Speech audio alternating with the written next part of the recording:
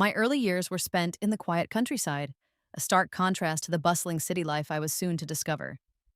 I grew up believing I was the true daughter of a simple farming family, yet deep down, I always felt a sense of being different, like a bird raised in the wrong nest. Then, one ordinary morning, everything changed.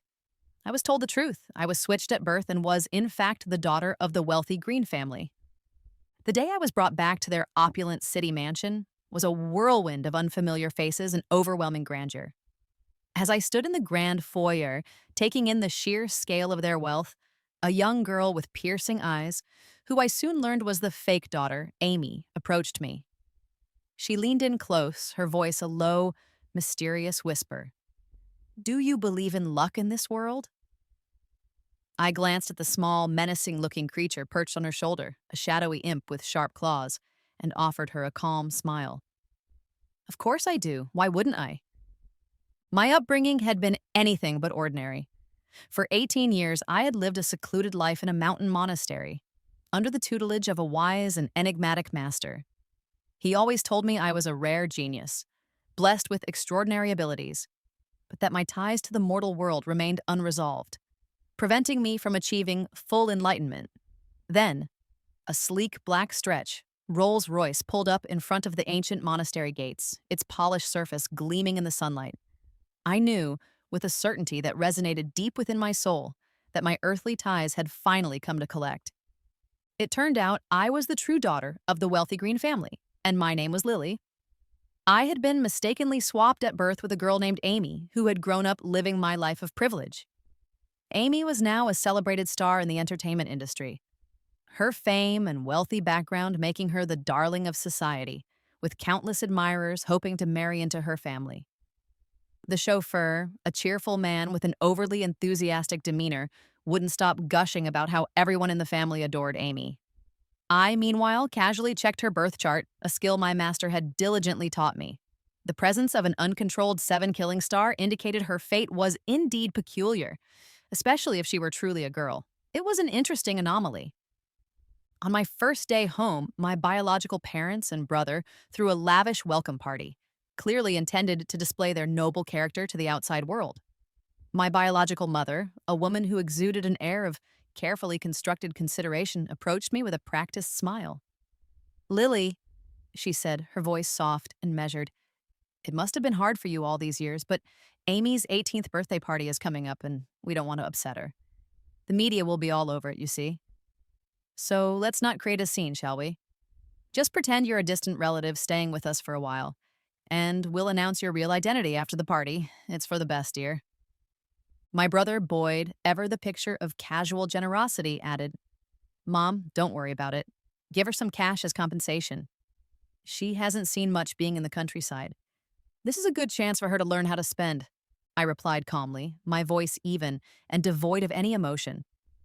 "I don't need to spend money. If I need it, people will send it to me.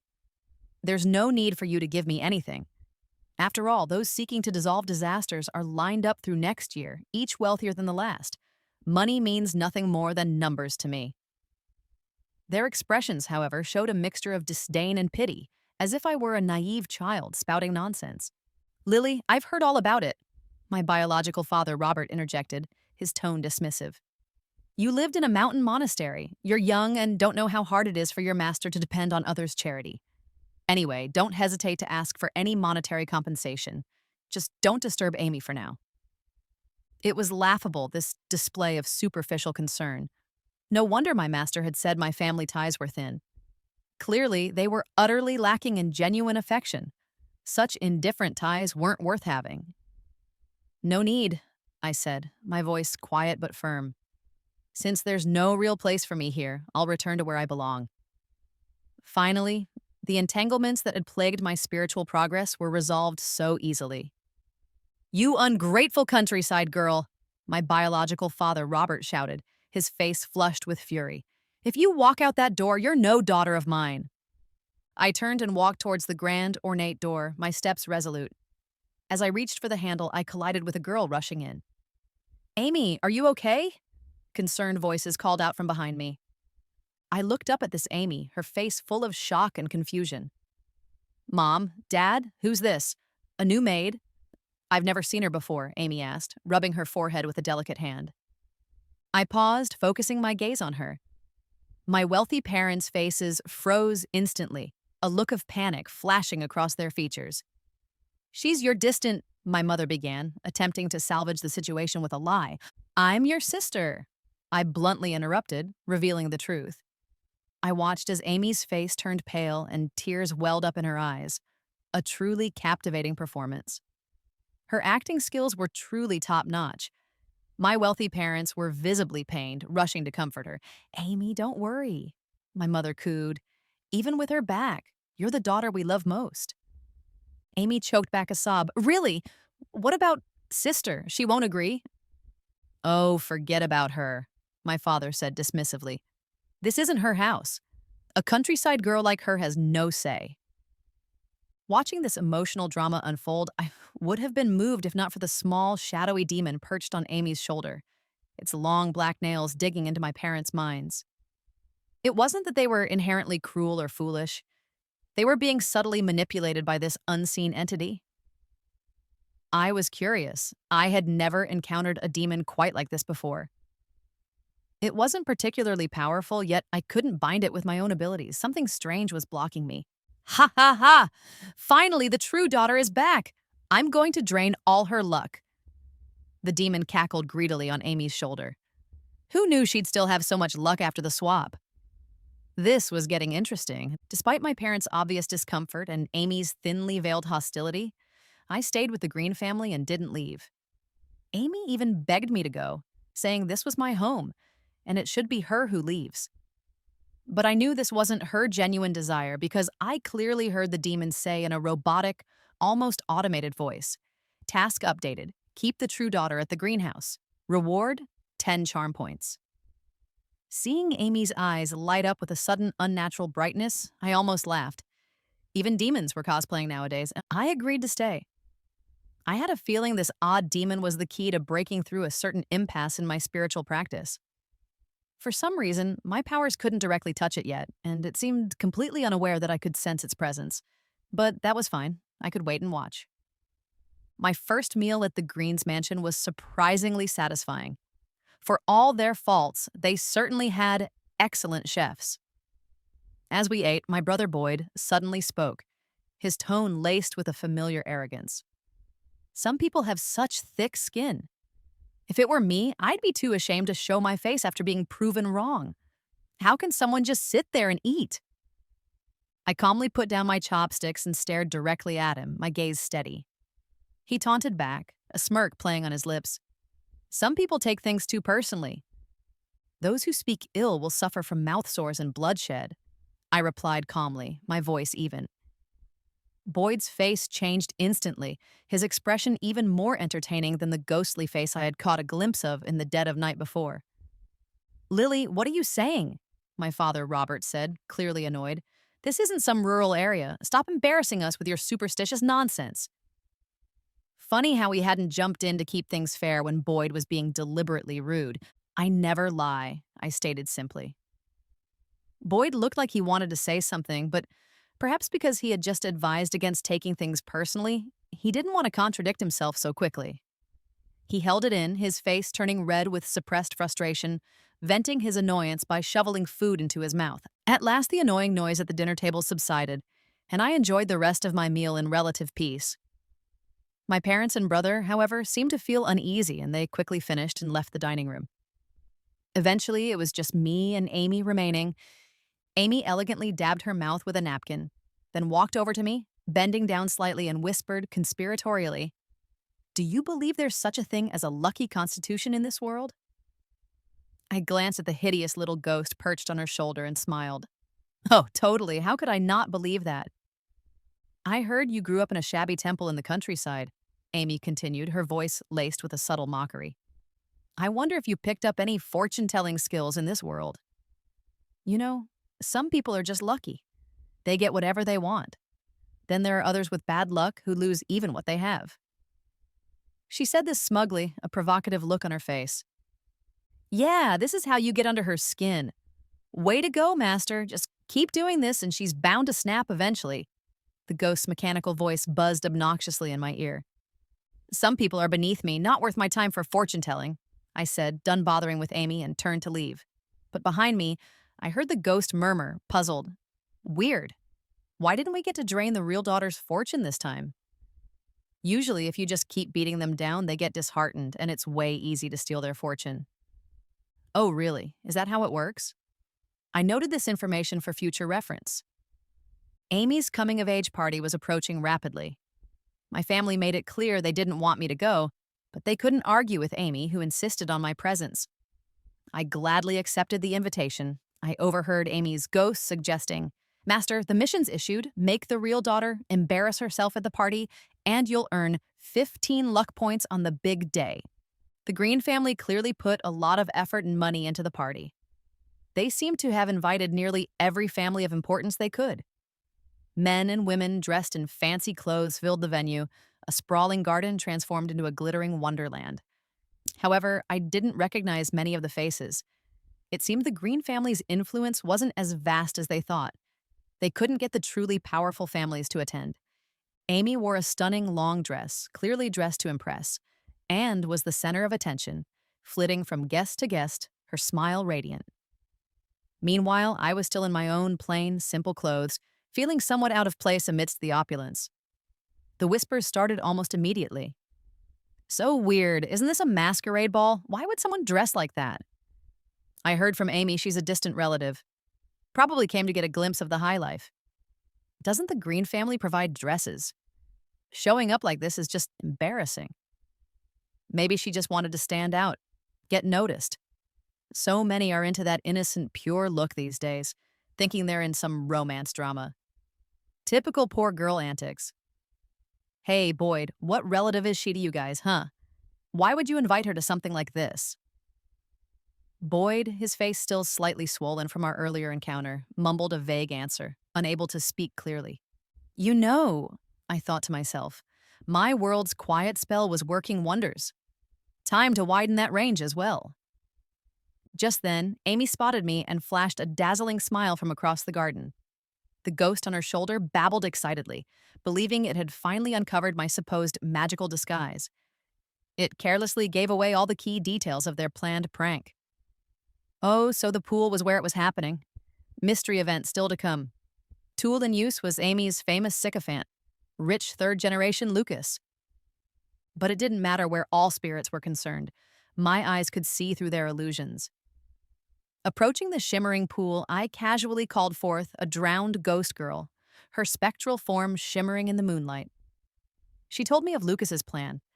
They intended to wait in the pool and pull me in, maybe even film the prank to make me go viral in a bad way. If I were the real daughter raised in the countryside, that sort of experience could really shame me. Too bad for them I wasn't the naive country bumpkin they imagined.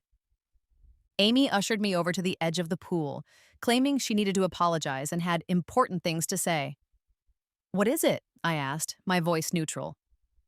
I'm Amy Green, she said, extending a hand with a practiced air of sincerity. Sis, you should apologize to Dad. He's mad about you talking back at dinner and doesn't want to reveal your identity yet. But you see, he's all bark and no bite. Just apologize and maybe he'll acknowledge you again. She gave me that sickly, sweet, sisterly look that seemed almost convincing. Pretty good actress, right? I thought to myself. The ghost kept whispering like annoying background noise, impatient to execute their plan. I didn't give it much thought. Master, she's close to the pool edge. Time for Lucas to come out, it urged. Amy's smug grin froze as a pale, wet hand grabbed my ankle from the pool with surprising force. The effort behind the tug was evident, but I didn't budge an inch. Ridiculous as it was, it tried so hard to topple me, completely oblivious to the weight charm I had subtly placed on myself. There was no way this weakling could move me. Amy stared, disbelief plastered across her face. No way! I clearly boosted Lucas's strength. How is he so useless now? The little ghost screamed, its voice raw with disbelief. Damn it! This is just a normal romance world. There's no way there are fantasy powers here. Well, I thought, seems like I can't touch the little ghost right now, but it can't mess with my powers either. I watched Amy's expression for a moment, then lowered my hands and made a silent gesture towards the pool. Go ahead, pool ghost girl, complete this task for me, and I'll grant you your wish. The grip that wouldn't let go of my ankle was suddenly yanked away with great force. Soon after, there were loud splashes and shouts of panic coming from the pool. Amy hurriedly rushed to the pool's edge, peering into the water to find Lucas floundering, his face pale with fear. It seemed neither of them was aware of the ghostly presence like I was. Only I could see the drowning ghost girl joyfully holding Lucas underwater, a mischievous glint in her spectral eyes. She clearly didn't want to let go of him. Help! Someone, please! Amy's screams drew many of the party guests towards the pool, all trying to help the struggling Lucas. Watching Lucas getting a proper scare, I waved lightly at the ghost girl, signaling her to release him. Though she looked a bit reluctant, the pressure of my silent command was undeniable. Better deliver on the promise of burning a handsome paper effigy for her soon, I reminded myself. What happened? Why did Lucas pass out? Oh my God, if something happened to Lucas, Mr. White is not going to let this slide. He didn't even want to come to this party. It was Lucas who begged him to. The Greens are negotiating a partnership with the White Company, right? Wow, that's going to be fun to watch. The whispers and speculations buzzed around us. Robert's face grew darker with each passing moment, and he finally yelled at me, his voice tight with anger. Lily, what's going on? How did he drown out of nowhere? I shrugged calmly, my expression innocent. He saw a ghost, maybe? Walked too many dark paths lately. Robert's face twisted in anger, and he hissed at me. Don't spout nonsense here. Lucas slowly regained consciousness, weakly coughing up water. Just then, a well-dressed man burst through the crowd, cradling Lucas with obvious concern. Lucas, what happened? How did you end up drowning in the pool? Lucas clutched the man's clothes, trembling. Brother, a ghost. There was a water ghost. Someone was pulling me in the pool. So scary. So cold. I thought I was going to suffocate. Mr. White, seeing his brother so frightened, looked grave. He turned to Robert, his eyes narrowed. Mr. Green, my brother was here for your daughter's coming-of-age ceremony. You better have a good explanation for what happened. Robert visibly lost his earlier bravado, now looking anxious and flustered. Mr. White, I really have no idea. I heard a commotion and came over, and it was like this. Perhaps we should check the surveillance cameras. Master, I can't control the surveillance. What do I do? They can't check it. It'll not only mess up your mission, but also ruin your character. I heard my little ghost's worried electronic voice buzzing in Amy's ear, and Amy suddenly chimed up sweetly, her voice perfectly pitched with innocence. Actually, I saw my sister here looking lonely, so I came over to chat with her. And that's when I noticed Lucas in the pool. You might want to ask my sister about what happened. Oh, so I'm the scapegoat now, huh? I thought dryly. Oh, I wasn't aware Miss White had a sister. May I know who this is? Mr. White's tone was icy, his gaze fixed on me. Sister, just tell the truth. Mr. White and Lucas are reasonable. They won't blame you, Amy said, looking at me with wide, seemingly innocent eyes, though I could see a flicker of nervousness beneath the surface. Everyone's attention turned to me. Master, what brings you here? Mr. White's voice was full of surprise, the harshness from a moment ago completely gone. The people around us buzzed with astonishment, and the Green family members stared at me in shock. Ah, it's him, Frank White, an old client of our Taoist temple and the head of Star Group, a real big shot. I recognized him instantly. The White family had once had their business targeted with a powerful curse. The old patriarch thought they were finished and had begged my master for help. He had sent me to solve it, after which the White family had been incredibly grateful, paying their respects every year. Frank, being next in line as the head of the family, knew about me. He seemed genuinely excited. I can't believe you're here from the temple. Why didn't you let me know you were in the capital? My father has been so grateful for the help you gave us last time. Then he looked puzzled, his gaze shifting between me and the Green family. Are you related to the Green family? Before I could reply, Robert jumped forward quickly, his tone suddenly overly enthusiastic and friendly. Mr. White, I forgot to properly introduce you to my daughter, Lily Green. Mrs. Green, he called, And my biological mother also rushed over, draping an arm around me warmly, a forced smile plastered on her face. We were planning to announce it during Amy's coming of age. She's our biological daughter, Lily, raised in the temple due to some health issues. Now that she's well, we've brought her back. With the Green family acting this way, Amy's face turned sour, her carefully constructed composure crumbling. The little ghost perched on her shoulder shrieked in silent rage. What? Damn those money-hungry Greens! Who said they could reveal the real heiress now? Its tiny claws grew longer, aiming to pierce into Robert and Mrs. Green's minds. I felt a flicker of protective instinct and secretly cast a golden body charm on the two of them. This spell could create a powerful shield to block harm from ghosts and spirits. The little ghost's sharp, long nails couldn't penetrate it. They just clawed at the air outside the invisible barrier. It screeched angrily, "Darn it! My power's been weakened. Just revealing your identity gave the real heiress a boost in luck. Useless Amy can't even follow such a simple script."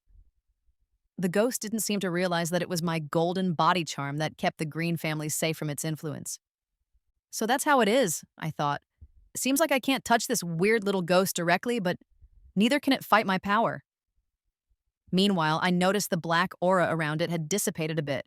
It wasn't as thick and menacing as the first time I had seen it. Amy really was lacking a naturally lucky disposition. It must have been this ghost helping her out from behind the scenes. But for some reason, the ghost had its own agenda in aiding Amy. It was always hiding its true intentions, pretending to be something called the system in front of her. I looked up at Frank White. "He's fine," I said calmly. "Just caught a chill and got scared." I then handed a small, intricately woven calming charm to Lucas and told him to wear it. This charm rids negative energy and clears the mind. Once Lucas put it on, his sluggishness vanished and he visibly perked up. "Bro, this charm is amazing," he exclaimed, feeling invigorated. "I haven't felt this clear-headed in ages. Can you give me more of these? I want to use them for gaming all night."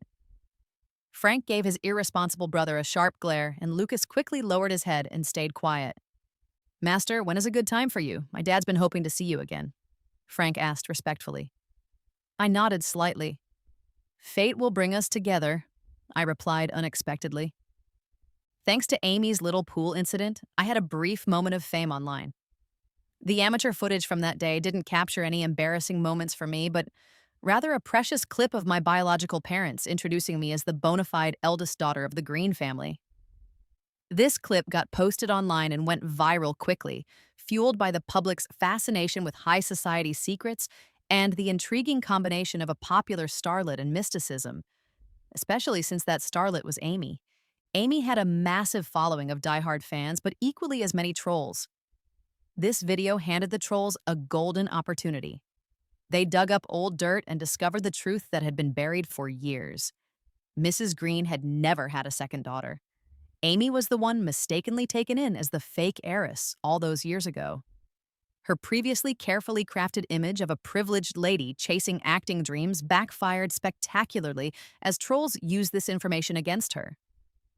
For once, she was no longer met with unanimous praise online. Her label as the lucky star became a cruel joke. Meanwhile, I decided to actively boost my own luck. Since enhancing my luck seemed to weaken the ghost's power, I wondered just how much I could increase it to potentially make the malevolent spirit vanish altogether.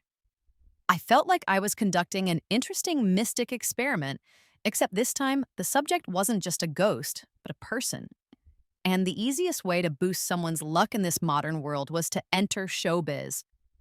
By raising my fame, I would gather the faith and goodwill of fans, skyrocketing my luck. Frank, being incredibly perceptive, immediately arranged a supernatural-themed reality show for me called Spiritual Adventures. It was an exploration show where celebrities joined me to explore supposedly haunted locations across the country.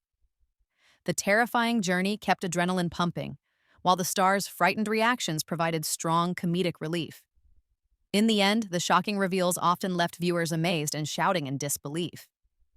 This show tapped into fundamental human desires, curiosity, fear, and joy, which guaranteed its massive popularity.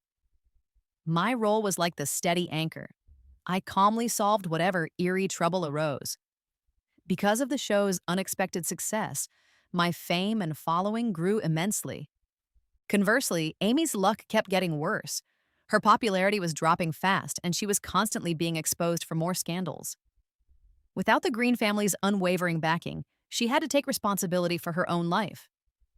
Now, without their protection, all her past diva antics were no longer covered up by quick PR fixes. Even her bullying of female classmates in school came to light, further damaging her already tarnished image. Surprisingly, her acting skills and looks seemed to have deteriorated terribly, causing a mass exodus of fans. I glanced at the online comments. Why did Amy look so different before, like she had some kind of filter?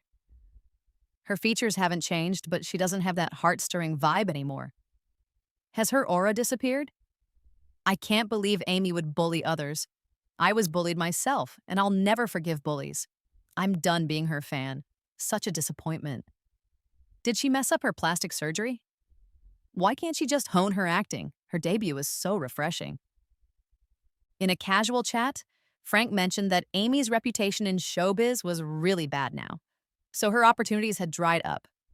Without the Green family backing her, and with her declining looks and acting abilities, she was stuck taking subpar gigs, which only worsened her situation. It was probably just a matter of time before she was completely forgotten by the fickle world of entertainment. I had this strong feeling, like an intuitive nudge, that my karma was about to be settled soon. So, when the director told me to head out to the suburbs to shoot the 9th episode of Paranormal Adventure, I was happy to go. But when I got to the location, guess what? Amy and Lucas were among the invited celebrity guests. I bet Amy had somehow gotten Lucas to bring her along. With her current reputation, the producers would never send her an invitation. I mean, Lucas was Frank's younger brother, and Frank was a big deal, so the production team probably couldn't just outright say no. But what was Amy scheming this time? I couldn't help but take a closer look at Amy. Wait a second, was her skin always this bad? Were her eyes always this small? Plus, she was wearing some heavy, unflattering makeup, totally different from her usual fresh and sweet look. Maybe I was staring too obviously because Amy started looking a bit uncomfortable. Master, don't worry about your looks. Once you take out the real heiress, your beauty will return to its peak, the little ghost buzzed in Amy's ear. Amy forced a strained smile and said, "Hey sis, long time no see." I gave her a knowing smile back. "Yeah, it's really been a while, Master. Trust me, in this place, my powers are the strongest," she added, her voice laced with a strange confidence. It seemed like even Amy was starting to doubt the little spirit's abilities. I didn't blame her. This spirit was much smaller and weaker than when I had first seen it. So weak now that I could probably crush it with just a flick of my finger. But still, it was frustrating that I couldn't quite touch it. This haunted place was an old hospital, abandoned for ages. Rumor had it that some patients had simply disappeared at night. Plus, it was said these people were often homeless individuals, secretly used for organ trafficking by the hospital staff. Over time, no one dared to go there, and it eventually fell into ruin and closed. Such creepy urban legends weren't rare in this world. What surprised me, though, was that this hospital was actually haunted. Unlike other so-called haunted places, most of which were just full of minor spirits acting up, this hospital was different.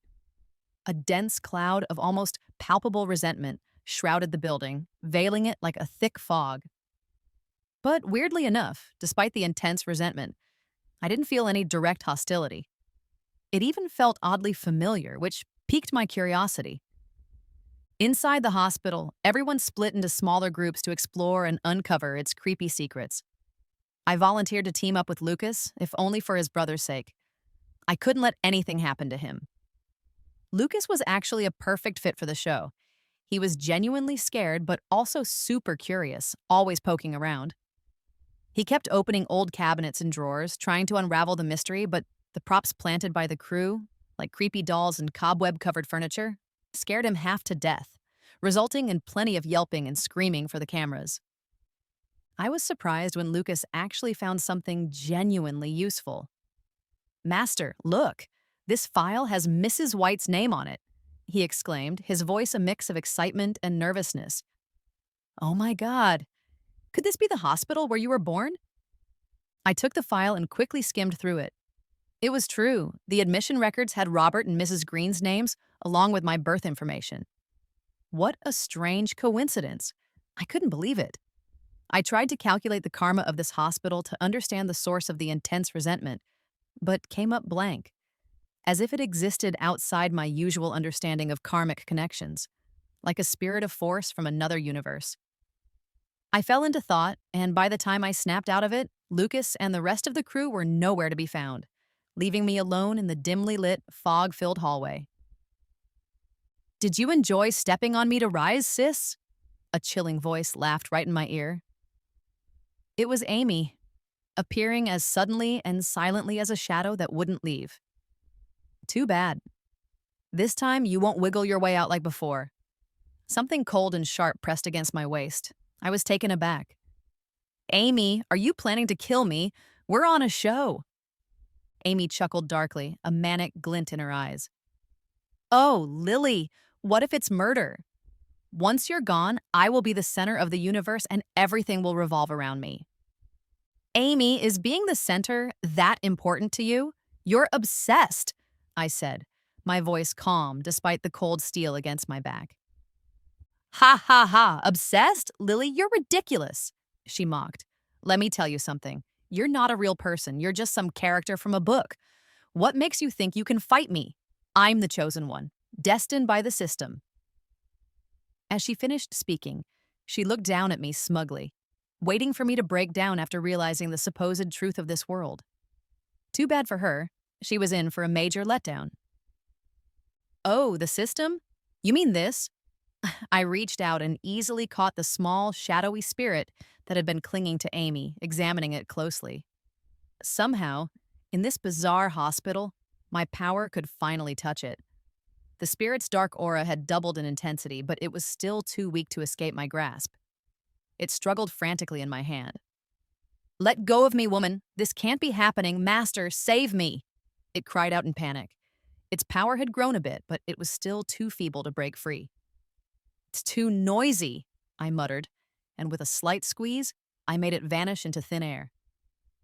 Amy's face was a sight to behold, like her entire world had crumbled right before her eyes. She stood there dazed, mumbling mindlessly.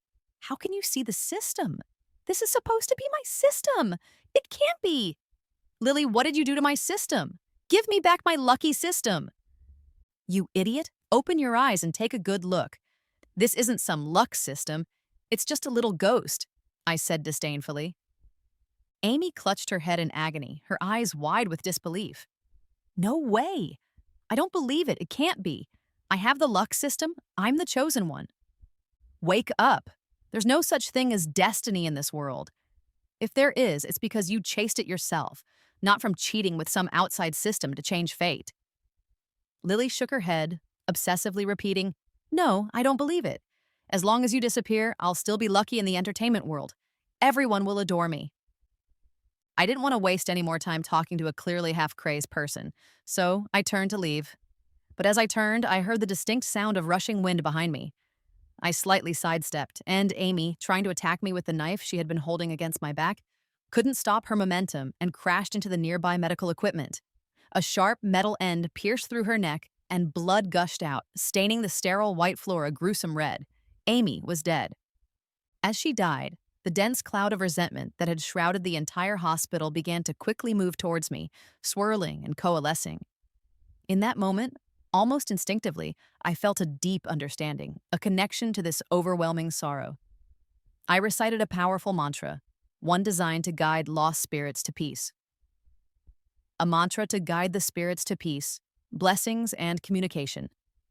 Light shines, the 9 springs awaken. 3 souls ascend to heaven, 7 spirits listen to the chants.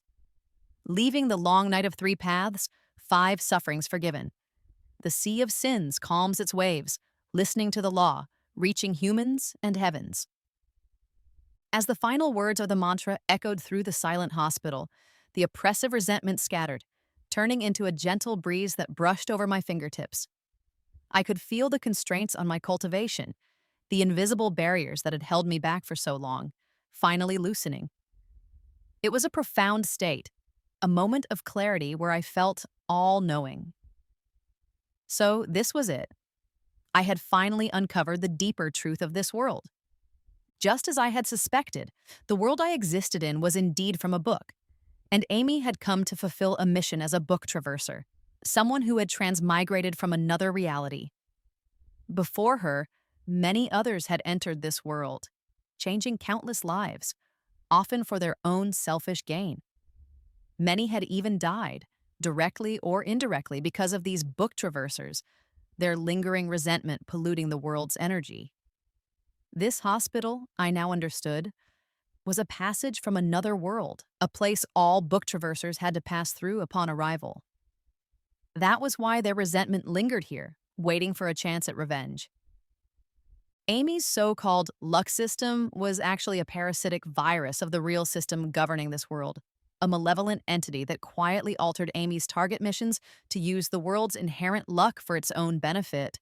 Once its power reached a certain level, it could potentially replace Amy entirely, taking over her body and her role in this world. Both Amy and the system virus were incredibly arrogant, treating this world like a game, and its inhabitants as emotionless NPCs they could toy with at will. Yet they hadn't realized that the collective resentment from the innocent ones who had died because of these intrusions fueled the world's will, its inherent desire for balance and self-preservation. After this will was born, Amy became the world's only remaining book traverser. Once she and the system disappeared, the passage between worlds would close permanently, allowing this world to truly free itself from the manipulative grip of the book traversers, becoming a self-sustaining reality free from external influence. The world's will had taken me as a catalyst, secretly granting its power to me so I could protect myself and avoid a tragic fate at the hands of the book traversers. What none of us had expected was for Amy and the system to attempt a direct attack here, in this specific location. This place was the original world's home ground, saturated with the resentment of the innocent. With their combined strength and the passage's presence, the world's will had enabled me to finally touch the otherworldly system virus. They had always been there, watching, stirring things up. Otherwise, how else could Amy have stumbled into that piece of equipment so perfectly? Perhaps everything was destined to unfold exactly as it had. The white fog that had permeated the hospital dissipated completely, and under the bright sunlight streaming through the grimy windows, the entire building seemed so real, so solid. The passage between this world and the other had closed. Finally, everything had reached its conclusion. Both this world and I were set to embrace a future of freedom and renewal.